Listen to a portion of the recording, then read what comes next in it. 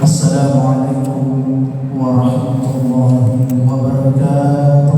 Waalaikumsalam warahmatullahi wabarakatuh. Alhamdulillahirabbil alamin.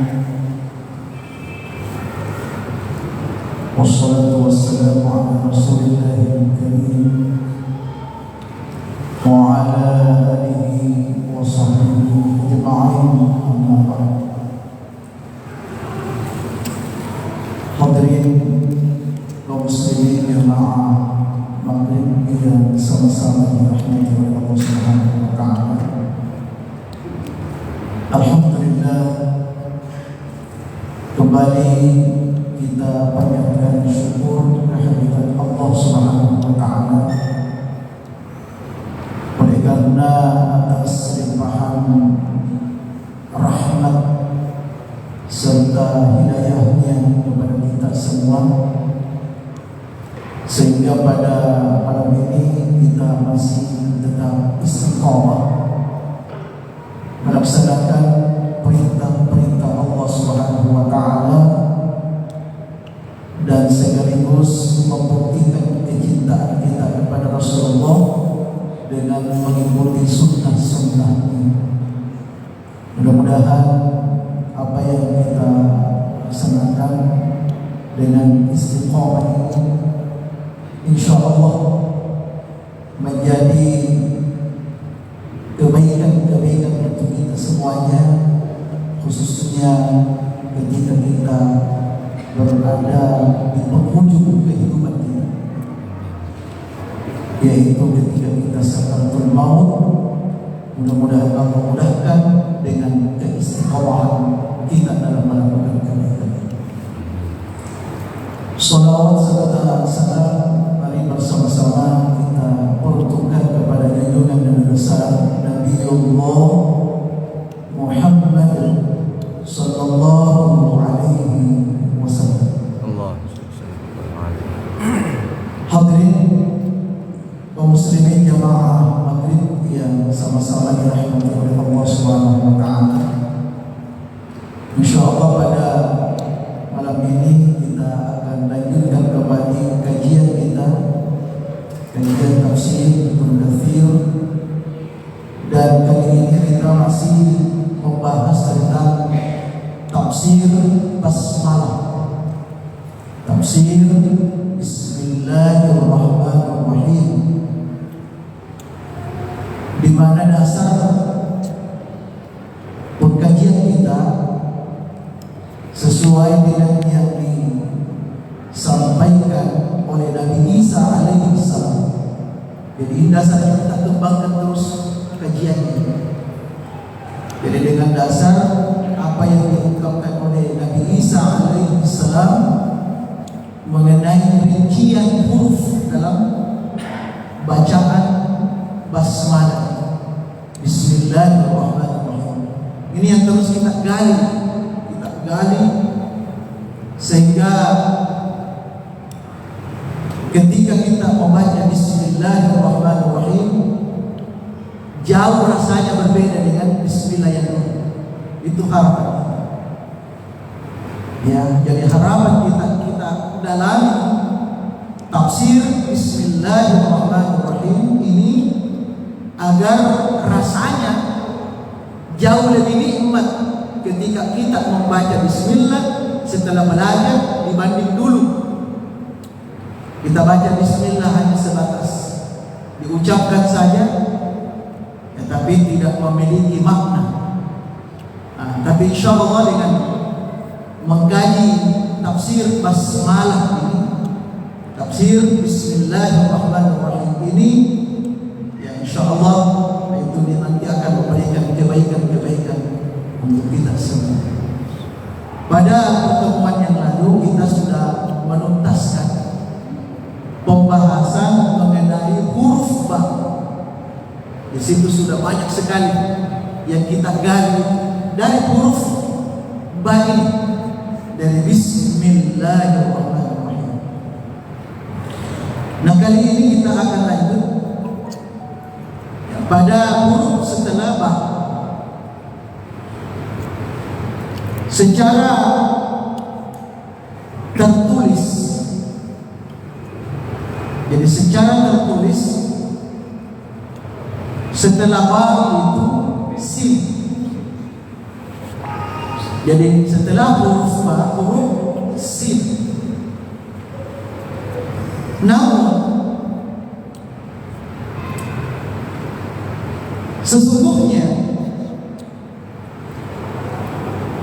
ada huruf sebelum sin dan setelah ba. Sebenarnya ada huruf, ada satu huruf. Sebenarnya ada satu huruf sebelum huruf sin atau setelah huruf ba. Huruf apa itu? Alif. Jadi kita lihat huruf aslinya atau kalimat aslinya dari bismi itu. Ini bismi ini sebenarnya terdiri dari dua kata. Ya, terdiri dari dua kata. Ya, dua kalimat. Kalau dalam bahasa Arab itu, kalau kalimatun itu kata. Ya. Jadi situ artinya bismi itu terdiri dari dua di situ. Pertama ba itu satu, itu tersendiri. Kemudian ismun. Nah, inilah aslinya.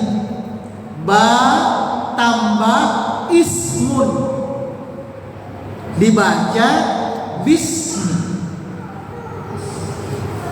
Jadi sebenarnya itu aslinya. Jadi kalimat aslinya bismi, bi tambah ismi. Bi ismi itu kalimat aslinya. Nah, ini kan sebenarnya kita tidak tahu. Ya, ternyata itu ada dua suku kalimat di sini. Dua suku kata, bi dan ismi. Nah, tetapi kenapa tidak dibaca bi ismi? Padahal aslinya itu. Tapi kenapa dibaca bismi? Dalam kaidah, ini dalam kaidah disebutkan huruf alif yang ada kata dari kata ismi ini namanya hamzatul wasal. Alif wasal. Alif kan biasa sama dengan hamzah. Cuma istilahnya hamzatul wasal. Hamzah itu atau alif itu ada dua. Ada dua macam. Ada hamzatul qata', ada hamzatul wasal. Jadi ada dua macam alif itu. Alif qata', alif wasal. Ya. Apa yang dimaksud dengan hamzatul wasal atau alif wasal itu? Yaitu alif ketika bersambungan dengan lafaz sebelumnya, maka alifnya itu tidak dibaca, tidak berbaris, hilang barisnya. Itu namanya hamzatul wasal. Ya. Jadi kalau ada kata sebelumnya, maka alifnya yang tadinya hilang. Itu kaidahnya. Jadi kalau kita baca Quran, diperhatikan, yang penting itu namanya hamzatul wasal. Itu hamzatul wasal. Jadi oleh karena itu dibaca bismi. Aslinya bi ismi. Tapi karena dia ini didahului oleh huruf, maka i-nya tidak dibaca. Artinya langsung bismi. Itu satu dulu dipahami. Ya.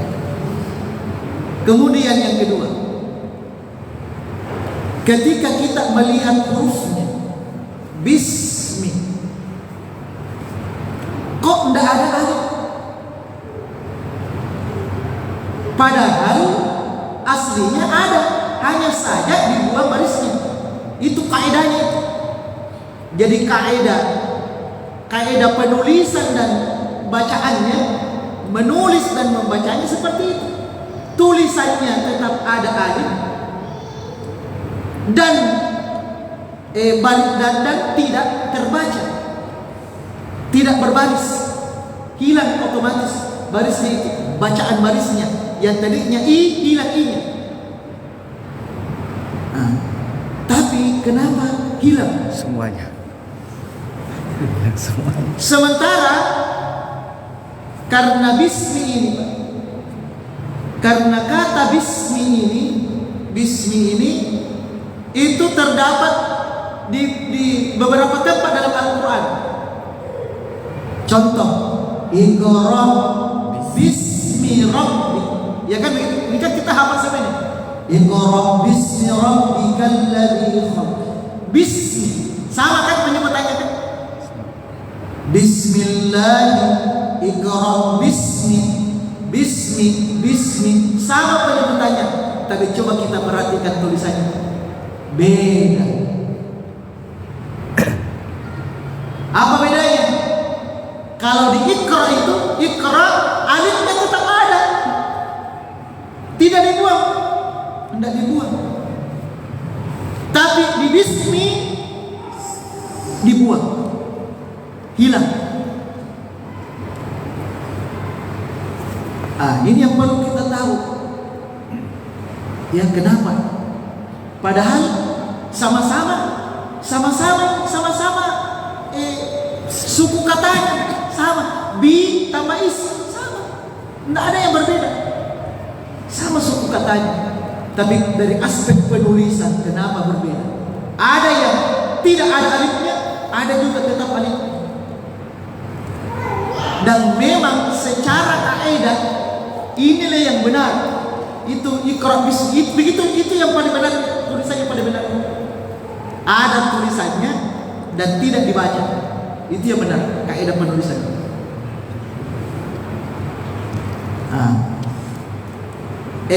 Saya baca beberapa kitab tafsir. Sebagian ulama tafsir menjawab sederhana begini. Ini pertama dulu jawabannya yang sederhana. Kenapa di Bismillahirrahmanirrahim tidak ada alif? Kata ulama tafsir, karena Bismillahirrahmanirrahim di situ, bisminya ini, Bismillahirrahmanirrahim secara keseluruhan itu, inilah bacaan yang paling banyak dibaca orang, yang paling sering dan paling banyak dibaca kita ini. Karena memang perintahnya setiap melakukan sesuatu baca bismillah, baca basmalah, paling sering dan paling banyak dibaca. Nah, karena ini paling sering dan paling banyak dibaca dan itu dilihat juga, maka ucapan dan tulisan harus sesuai. Ucapan dan tulisan harus sesuai. Kalau dibaca bismi 3 huruf, harus 3 huruf sih. Bismi. Tak usah lagi tambah-tambah naiknya. Nanti orang bikin-bikinan. Itu pemahaman ulama tafsir. Sebagai ulama tafsir. Jadi itu jawaban pertama, jawaban singkatnya ulama tafsir. Karena inilah yang paling banyak diamalkan, dibaca oleh kita ini. Karena inilah perintah Nabi untuk kita terus baca setiap kali kita melakukan sesuatu apapun kita lakukan. Makanya disesuaikanlah dengan bacaannya, penyesuaian bacaan. Apa yang dibaca itu yang tertulis. Itu jawaban pertama. Ya, sementara yang lain kan tidak. Iqra bismi rabbika, ini nanti kita mengaji majid tertentu saja baru baca. Makanya tidak dijatuhkan alifnya. Karena sekali-sekali saja sekali-sekali. Ya paling bisa jadi 1 kali 1 tahun ini. Nanti Ramadan baru dibaca tamat. Bisa jadi kan? Kita tidak tahu. Tidak sering dibaca, makanya tetap ada alif. Itu satu jawaban. Kemudian yang kedua, ini juga ada jawaban ulama tafsir. Ketika kata ismun tadi, kata ismun yang ada alifnya ini, ketika dia bersandar kepada Allah, ketika dia bersandar kepada Allah, maka alifnya dibuang. Tapi ketika bukan kepada maksudnya lafzul jalalah, ya, lafzul jalalah Allah, maka alifnya dibuang. Tapi ketika dengan nama Allah yang lain, dengan nama seperti Rabbik, ya kan? Atau kita buat kalimat, tapi ganti Allah dan Bismillahirrahman misalnya. Kan Ar-Rahman nama Allah juga kan? Ya, Bismillahirrahman atau Bismillahirrahim misalnya. Maka bisminya itu mesti ada alif. Mesti ada. Ya, mesti ada alif. Kalau selain daripada lafzul lafaz Allah, nah ini jawaban kedua. Kemudian jawaban ketiga,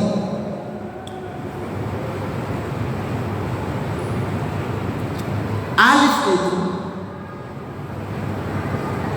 ya, ini menunjukkan simbol ketinggian, ya kan? Alif, ini adalah simbol ketinggian. Ba itu simbol kerendahan, ya kan? Nah, maksudnya apa? Ini ada juga pemahamannya begini. Ini bagusnya kalau kita banyak membaca ini, jadi banyak ilmu kita peroleh. Maksudnya apa? Ba ini sudah menunjukkan kerendahan, artinya kerendahan hati. Kerendahan hati. Kan sesuai dengan apa yang kita sudah sampaikan kan? Makna ba itu seperti apa? Ya, ada kebersamaan, kedekatan, ada untuk mengharapkan sesuatu. Ya, itu bentuk itu kesemuanya kan bentuk kerendahan itu, bentuk ketawaduan. Sementara alif ini adalah simbol ketinggian, ketinggian itu simbol kesombongan. Jadi ketinggian itu simbol kesombongan. Maka hilanglah alif. Ya, hilanglah alif. Artinya apa?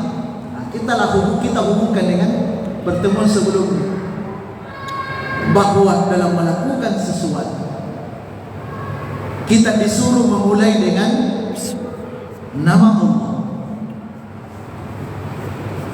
Ya, kita disuruh memulai sesuatu dengan nama Allah.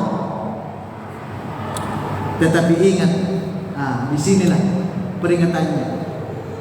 Ya, jangan munculkan alif dalam ketika melakukan aktivitas itu. Tetap alif tetap ada, cuma jangan munculkan.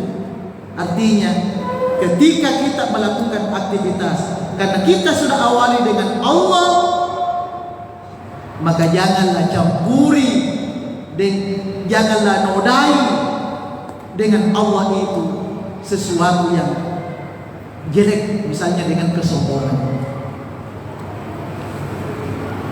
Ya, jadi ada yang memaknai seperti itu. Makanya Bismillah itu tidak ada alifnya, karena alif itu adalah simbol kesombongan.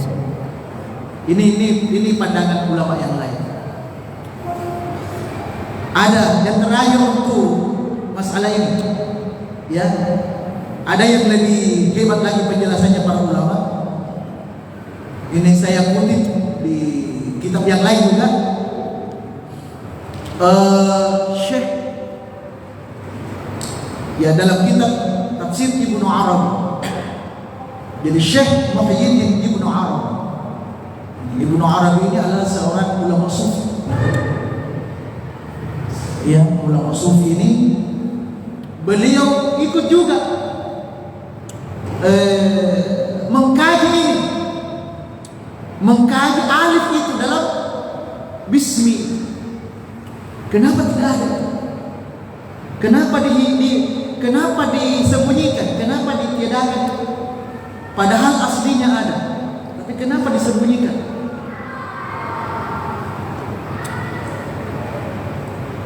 Jadi di sini beliau menyimpulkan. Jadi kita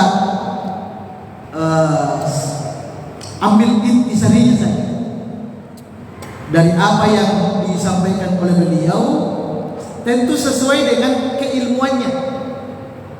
Karena beliau itu tasawuf, beliau itu sufi, maka dia melihat juga dari aspek itu. Nah, itulah bagusnya.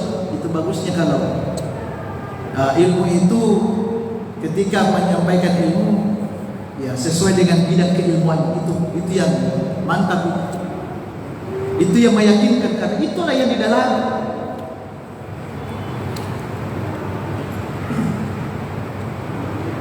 Ternyata kata beliau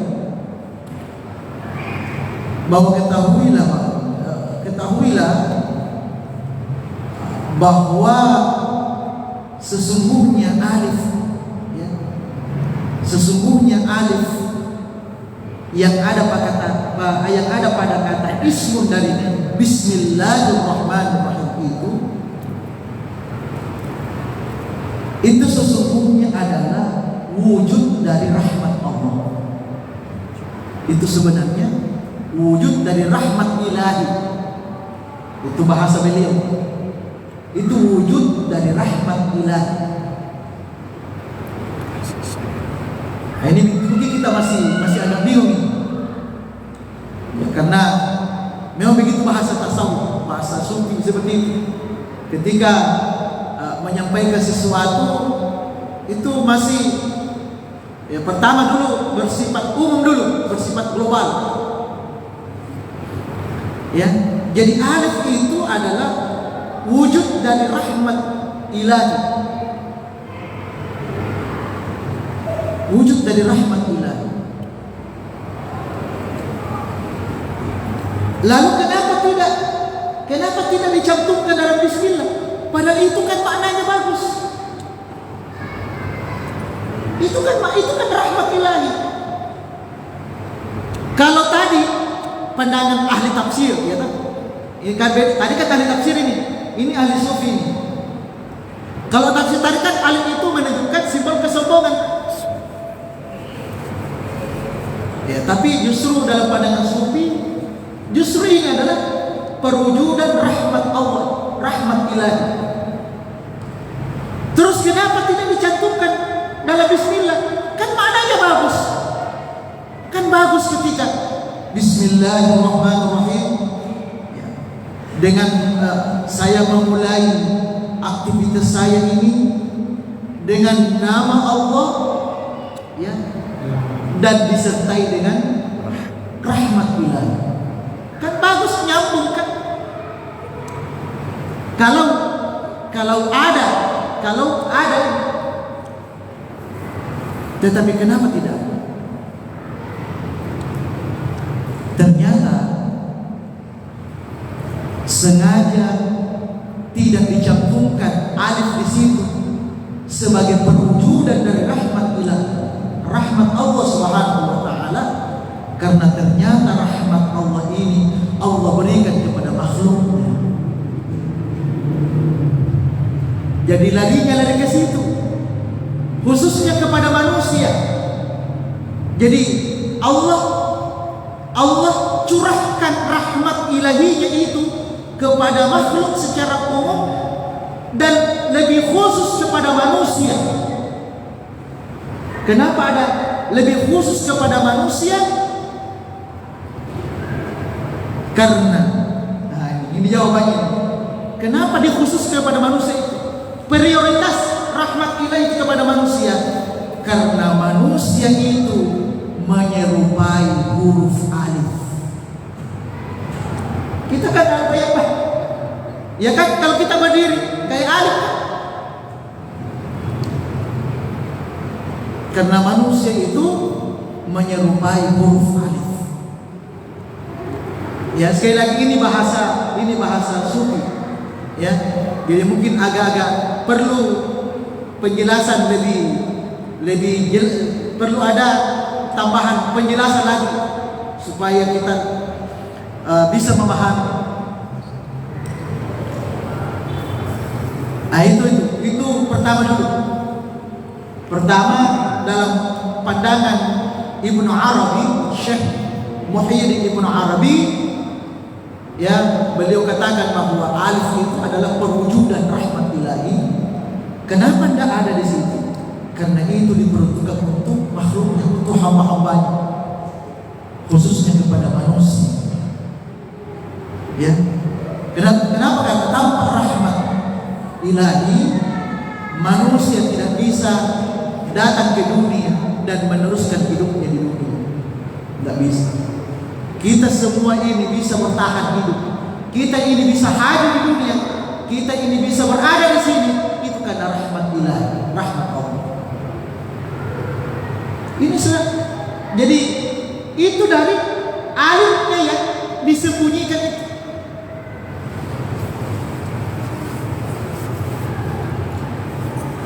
Ya ini paling tidak menambah wawasan kita. Ternyata saya setelah membaca ini, wah luar biasa. Inilah pentingnya, inilah keuntungannya mengajar. Jadi keuntungannya mengajar itu kita akan terus mau belajar. Kalau saya tidak kajian di sini belum tentu saya dapat ilmu. Belum tentu, karena tidak ada motivasi kan? Karena saya harus menyampaikan yang maksimal, maka saya harus belajar. Jadi memang betul kitab sumber utama kita tafsir tafsir Ibnu Katsir ini. Ya, tapi tetap kita untuk wawasan kita supaya lebih banyak memahami apa yang kita kaji, ya kita kutiplah dari kitab-kitab yang lain yang relevan. Jadi kita berusaha yang relevan, ya, karena ini masih terkait dengan bismi.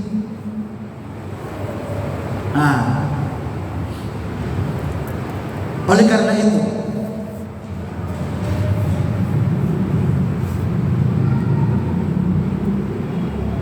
ada sebuah riwayat. Ini juga ditanggapi oleh Ibnu Amr. Ada sebuah riwayat ini.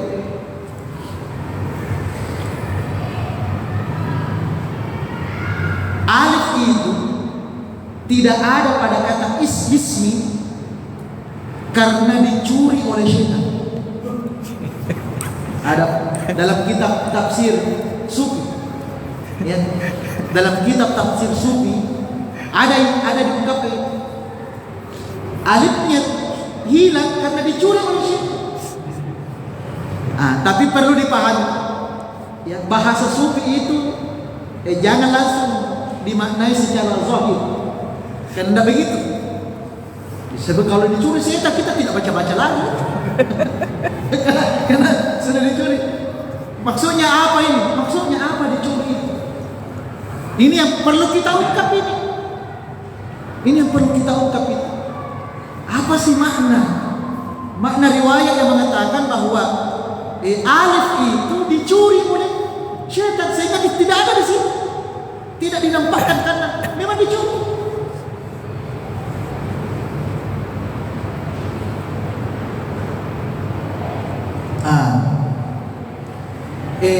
Yang dimaksud, yang dipahami oleh Syekh Muhyiddin Ibnu Arabi mengenai alif dicuri itu, pemahamannya beda begini. Tadi kan saya sudah sampaikan bahwa hidup ini kita butuh rahmat. Kita butuh, ya, kita butuh rahmat Allah, rahmat ilahi. Ya, maka dikatakan tadi kedatangan kita, sejak kita datang itu sudah rahmat. Itu sudah rahmat ilahi. Itu karena rahmat ilahi. Dan ketika kita mengarungi kehidupan ini, kita selalu dinaungi dengan rahmat ilahi. Sampai kita kembali kepada ilahi, kembali kepada Allah. Nah, dikaitkanlah dengan riwayat yang mengatakan bahwa alif itu dicuri oleh syaitan. Itu maksudnya apa? Beliau katakan begini, syaitan itu telah mencuri banyak rahmat Allah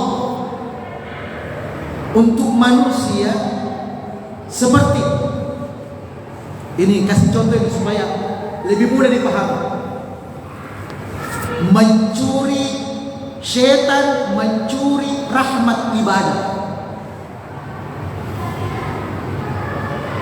Syaitan mencuri rahmat ibadah dalam diri manusia.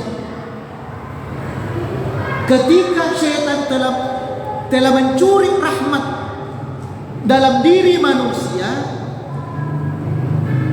itulah sebabnya manusia itu tidak bisa merasakan nikmatnya ibadah.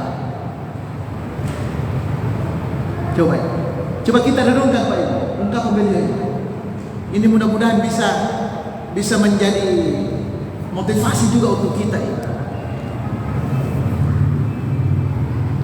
Ketika syaitan mencuri rahmat ibadah dalam diri kita, mencuri rahmat ibadah dalam diri kita, maka kita tidak bisa merasakan nikmatnya ibadah. Kita sholat, tapi hanya sebatas formalitas saja. Yang penting kita sudah sholat, yang penting karena kita ini muslim, sholat selesai. Tapi ketika ditanya, apakah Anda merasakan kenikmatan dalam beribadah? Dia bilang biasa-biasa aja.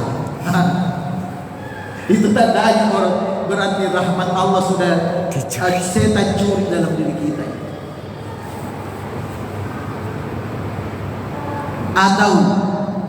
Atau ya, ketika setan mencuri rahmat ibadah dalam diri manusia, maka dia akan terhalang untuk beribadah. Jadi kalau ada orang malas ibadah, itu tandanya setan curi rahmat itu dalam diri, rahmat ibadah. Nah, oleh karena itu, karena bahayanya dari simbol alif, oleh karena itu kita dimintalah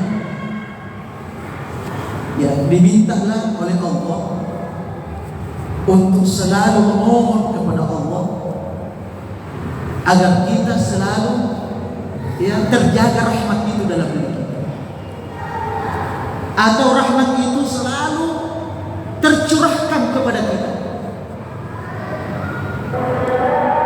Jadi Allah memerintahkan kepada kita agar kita ini sebagai hambanya, agar selalu memohon kepada Allah agar menjaga rahmat yang ada dalam tubuh kita ini agar tidak dicuri oleh syaitan. Bagaimana caranya? Banyak amalan-amalan. Kembali ke amalan lagi. Banyak amalan-amalan yang bisa kita dawamkan, bisa kita istiqomahkan, bisa kita rutinkan itu agar rahmat Allah tetap ada dalam diri kita, khususnya rahmat ibadah itu. Sebab celaka 12 kalau rahmat ibadah sudah dicuri oleh syaitan. Itu istilah tasawuf, dicuri oleh syaitan. Kalau bahasa umumnya, kenapa tidak sholat? Belum ada hidayah. Ya kan begitu kan? Kenapa belum ke masjid itu saat berjamaah? Belum ada hidayah. Kalau bahasa tasawufnya, hidayah sudah ada tapi dicuri oleh syaitan. Sudah ada tapi dicuri oleh syaitan. bahasa tasawufnya. Iya. Jadi banyak amalan yang bisa mendatangkan rahmat Allah. Apakah itu amalan yang sifatnya ibadah mahdhah atau ghair mahdhah? Karena ibadah itu ada dua macam. Ada ibadah yang murni hubungan kita dengan Allah, maupun ibadah yang terkait dengan hablum minan nas, namanya ibadah sosial. Itu ibadah ghair mahdhah. Di situ banyak ada beberapa amalan-amalan yang bisa menjaga rahmat itu, atau Allah selalu curahkan rahmatnya kepada kita. Di antaranya, ya. Dan inilah yang kita semua lakukan saat ini. Ya. Ketika kita menunggu waktu salat. Ini dari sekian ratusan ya amal. Salah satu di antaranya, ketika kita menunggu waktu salat antara satu dengan salat berikutnya, kemudian kita isi dengan kebaikan,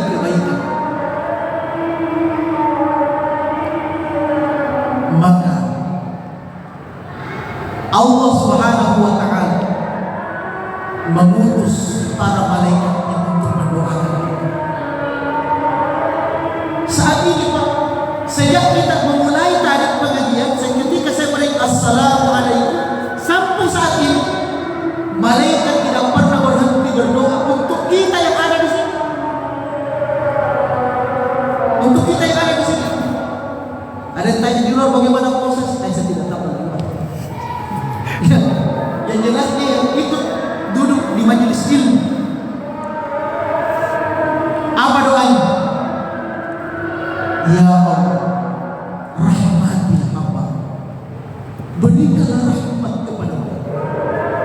Jadi sekarang ini kita sementara didoakan oleh para malaikat agar kita senantiasa tercurahkan rahmat Allah.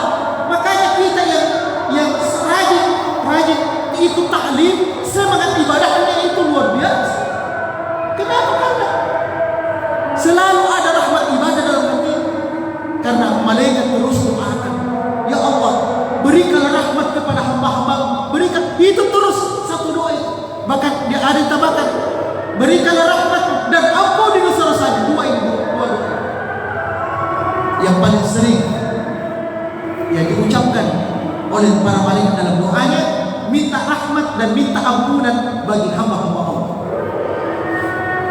Subhanallah. Ya. Dan masih banyak lagi amalan-amalan yang lain yang bisa mendatangkan rahmat Allah Subhanahu wa taala. Ya, sehingga dengan rahmat inilah sehingga syaitan itu tidak akan bisa ya menghabiskan rahmat ilahi dalam diri kita. Saya tambahkan, saya kasih contoh lain. Setan kadang juga mencuri rahmat, ya, dalam mencuri rahmat kebahagiaan hidup seseorang, sehingga karena Allah mencuri rahmat kebahagiaan hidup seseorang, maka manusia itu akan selalu melakukan keserakahan dan ketawakan. Artinya apa? Orang yang suka serakah dalam kehidupannya, itu tandanya Allah curi rahmat bahagianya dia. Selanjutnya, ketika syaitan mencuri kesabarannya, rahmat kesabaran dalam dirinya, maka orang itu akan selalu cemas dan berkeluh kesah dalam kehidupan. Karena rahmat kesabaran sudah hilang dalam diri. Dan ketika syaitan mencuri rahmat aman, rasa aman dalam diri seseorang, maka manusia itu akan selalu ketakutan. Ya, selalu ketakutan. karenanya dicuri rahmat keamanannya dalam diri, dan seterusnya.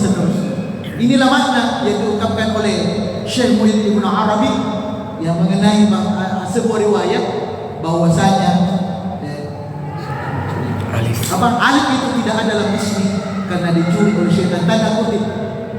Artinya ya, dalam kehidupan kita, dalam kehidupan ini ya, bisa jadi rahmat itu ya keluar atau hilang dari diri seseorang sehingga melakukan hal-hal yang tidak benar. Itu karena apa? Salah satu di antaranya itu karena diambil oleh syaitan laknat. Saya kira inilah kajian kita pada malam ini. Insya Allah pada kesempatan berikutnya kita akan lanjut lagi dengan kajian-kajian yang lebih menarik lagi terkait dengan tafsir basmalah. Mari kita tutup dengan doa kafaratul majelis. Subhanallahumma wa bihamdika asyhadu an la ilaha illa anta astaghfiruka wa atubu ilaik. Assalamualaikum warahmatullahi wabarakatuh. Waalaikumsalam warahmatullahi wabarakatuh.